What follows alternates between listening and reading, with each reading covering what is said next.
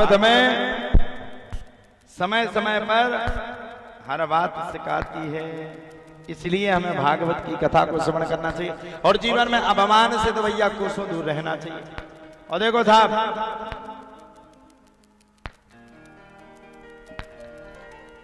ये बात समझ लीजिए,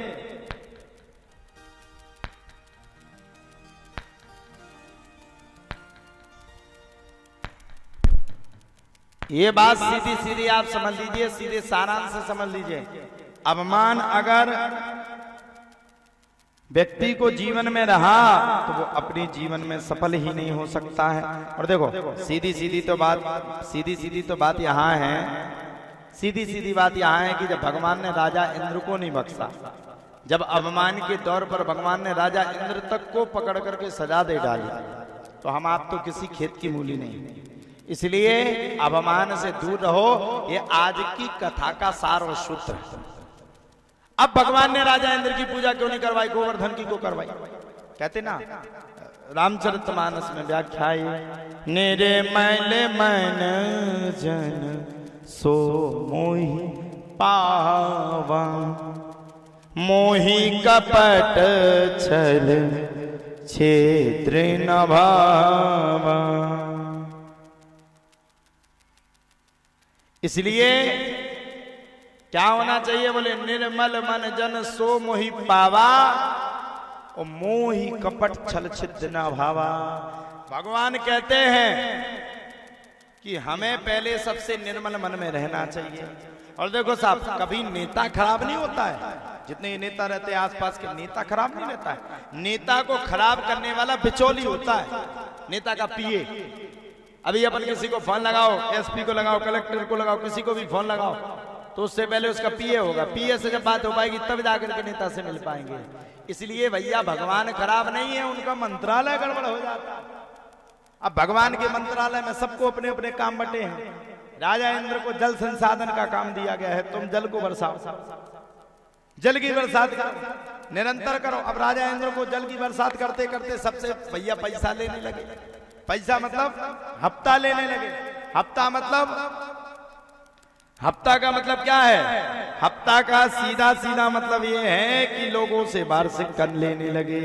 इसलिए भैया उनके अपमान को दूर किया गया। अब राजा इंद्र के अपमान की जगह भगवान ने पूछा, बाबा क्या कर रहे हो? अरे बाबा बोले कुछ और नहीं कर रहे हैं। बाबा बोले हम तो राजा इंद्र की पूजा कर रहे हैं। राजा इंद्र की पूजा की जैसी बात सुनी वैसे ही सब रह गए। बोले महाराज राजा इंद्र की पूजा? भगवान ने पूछा, ये राजा इंद्र की पूजा काहे हो रही है? बोले राजा इंद्र की इसलिए पूजा हो रही है क्योंकि राजा इंद्र हमारे लिए साल भर के लिए बरसात करते हैं, और राजा इंद्र हमें साल भर की बरसात का हम राजा इंद्र को प्रसाद लगाते हैं। भगवान बोले देते रहेगा, ये तो जब संसाधन बांटा था जब बात ही नहीं हुई थी कि तुम्हें प्रसाद लगाया जाए, मेरी जगह राजा इंद्र को प्रसाद लग रहा है। भगवान ने पूछा, बाबा आखिरकार ये राजा इंद्र करते क्या है? बोले बरसात। बोले बाबा बस बरसात के चक्कर में राजा इंद्र को सब कुछ दे दिया, राजा इंद्र को प्रसाद लगा। ये राजा इंद्र कब से भगवान बन गया? ये तो हमने पहली बार सुना। अरे बाबा राजा इंद्र के चक्कर में मत ही पड़ो और मेरी बात मानो। जहां तुम्हें सार्थक पूजा करनी चाहिए वहां तुम सार्थक पूजा नहीं कर रहे हो, और जहां पर सार्थक पूजा नहीं करनी चाहिए वहां पे जा रहे हो।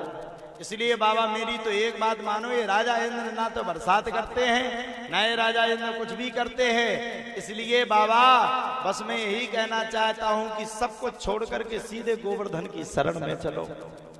अच्छा पहली बार बात सुनी, ये गोवर्धन का है, पहली बार दिमाग में आया भैया ये गोवर्धन कौन सा पर्वत है? मैंने तो जिंदगी में पहली बार सुना भैया ये गोवर्धन। तो राजा इंद्र की पूजा की जगह गोवर्धन की पूजा करवाने की बात कह दी। अब जैसे ही गोवर्धन की पूजा करवाने की बात कही वैसे ही गोवर्धन की पूजा। अच्छा पहली बार किसी ने गोवर्धन पर्वत नाम सुना? सब बोले भैया ये गोवर्धन क्या है?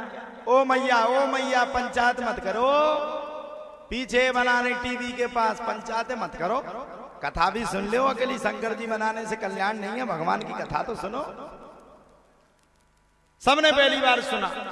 ये गोवर्धन तो पहली बार सुना, लल्ला गोवर्धन की पूजा करने से क्या होगा? अरे बोले बाबा गोवर्धन ही सच्ची बरसात करते हैं। अब आप बताइए, गोवर्धन पर्वत को जब तक भगवान ने नहीं बताया, क्या उससे पहले कोई ब्रजवासी गोवर्धन को जानता था? बताइए आप लोग, उससे पहले क्या कोई, जब तक भगवान ने गोवर्धन पर्वत को नहीं बताया, क्या उससे पहले कोई ब्रजवासी जानता था? सीधा सीधा कहने का अर्थ मेरा ये है, भगवान कब पत्थर में जान भर दें और कब जान को पत्थर बना दे, इसका कोई ठिकाना नहीं है। इसलिए हमें अपने मन को निर्मल लेकर के चलना चाहिए। देखो साहब, गोवर्धन पर्वत में जान भरने का काम भगवान ने कर दिया, गोवर्धन पर्वत की पूजा करो।